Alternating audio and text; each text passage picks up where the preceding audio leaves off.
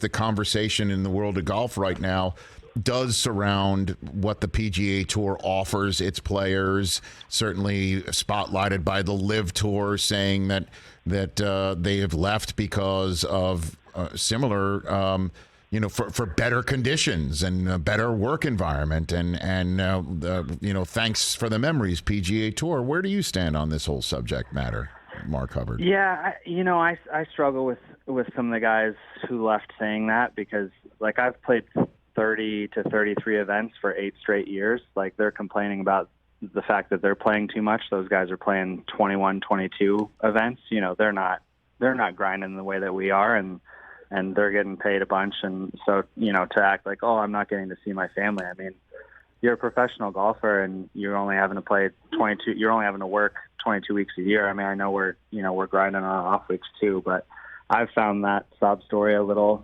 far-fetched. But yeah, I mean, it's an interesting dynamic going on. I think obviously when you're talking about 125 million, it's kind of hard to compare. We can't compete with, a foreign dictatorship's money, but there's a lot of stuff that the PGA Tour does amazing that I don't think those guys are thinking about. I mean, our retirement is amazing. The child care system is amazing. My wife and daughter get to travel with me almost every week because we frankly get more help out on the road with the amazing child care system. So there's a lot of things like that the tour really does a great job. So I don't know. I mean, I'm a little bummed where it's at. I'm a little nervous for the future of golf, but at the same time, I can't blame anyone for going for 125 million. That's a lot of money. Sure, of course. What about the concept that you hear, not just from the players who have chosen the LIV Tour, but from the LIV Tour itself, that they're growing the game of golf? What do you make of that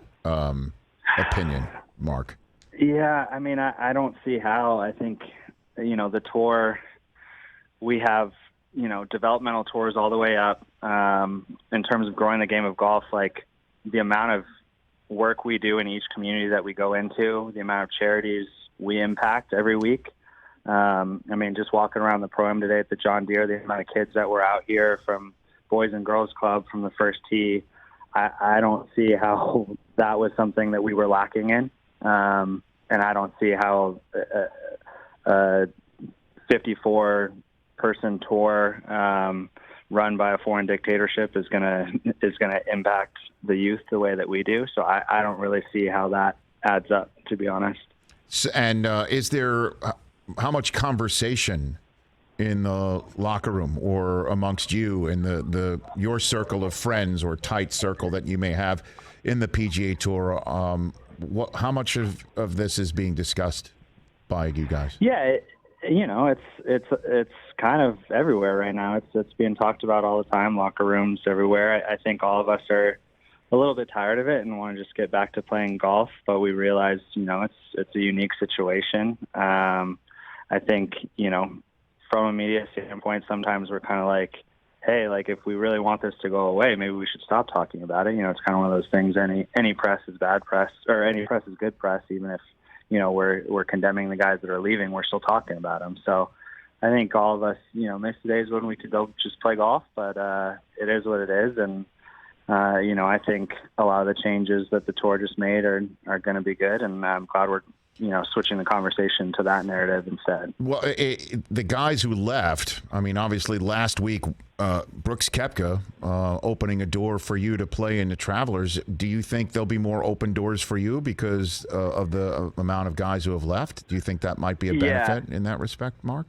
for you? Yeah, I like I said, I don't know. Only time will tell. But right now, I don't necessarily think this is the best thing for the game of golf. Right. But for me, selfishly, it's been great. I've gotten, like I said, at the beginning of the year, out of my category, I was thinking I was going to get 15 or 16 events. I'm probably going to get 21 or 22. So it's helped me a lot in that regard. Right now, I'm sitting on 130th in the FedEx Cup, but there's probably 6 or 7 guys ahead of me who have left for the LIV Tour.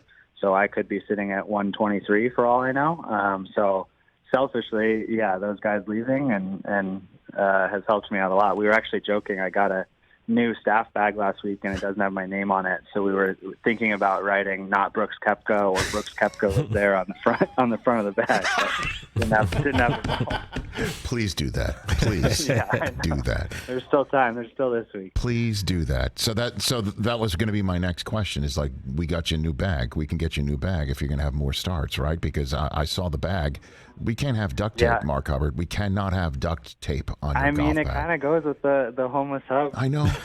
I know it's on brand. I get it. I'm trying to make a brand. I get it. No, I know it's on brand. I get it. But at some point, though, let's get rid of the duct tape. So you have, for this week, then, gotten rid of the duct tape. Yeah, Local IQ, one of my marketing sponsors, they hooked it up last week. So kind of last minute, so I still don't have the name, but we might go with Not Brooks Koepka this week. Let's see. Or Brooks was here. That might be. I like that might Brooks be choice. here too. That would be my choice.